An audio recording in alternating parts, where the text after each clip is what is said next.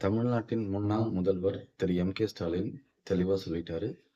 த.வெ.க. மற்றும் விஜய் முதல்வர் ஆகிறத திமுக என்னைக்கும் தடுக்காது அப்படிங்கிறத தெளிவாகவும், வெளிப்படையாகவும் சொல்லிட்டாங்க. இதுதான் ஒரு முதிர்ந்த, ஒரு கண்ணியமிக்க ஒரு அரசியல் தலைவர் பேச வேண்டிய பேச்சு. அதை மிக தெளிவா அவர் பேசிட்டாரு. தன்னுடைய நிலைப்பாட்டை தெளிவுபடுத்திட்டாரு. இந்த பக்கம் எடப்பாடி பழனிசாமி அவர்களுமே சரி, த.வெ.க.வுக்கு அதிமுக ஆதரவு தராது என்பதை அதையும் வெளிப்படையாக அவர் சொல்லிட்டாங்க.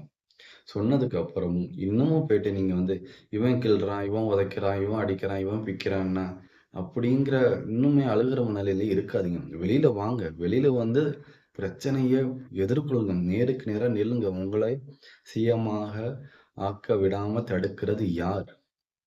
இப்பயாவது உங்களுடைய ரசிகர்களுக்கு உண்மைய சொல்லுங்க. உங்களை தடுக்கிறது பாஜக. ஆளுநர் மூலமாக உங்களை சிஎம் ஆகாம விடாம தடுக்கிறது பாஜக.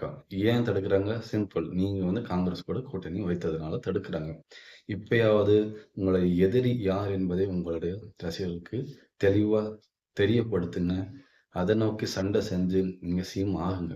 அந்த 118 பேரை காட்டுறது, எம்எல்ஏ பலத்தை காட்டுறது, அது உங்களுடைய பொறுப்பு, உங்களுடைய திறமை.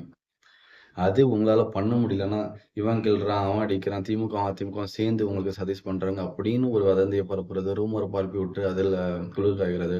அத வச்சு 1000 பேர் ரீல்ஸ் போடுறது, அப்படி நரேட்டிவ் செட் பண்றது, இப்படியே இருக்க வேண்டாம்.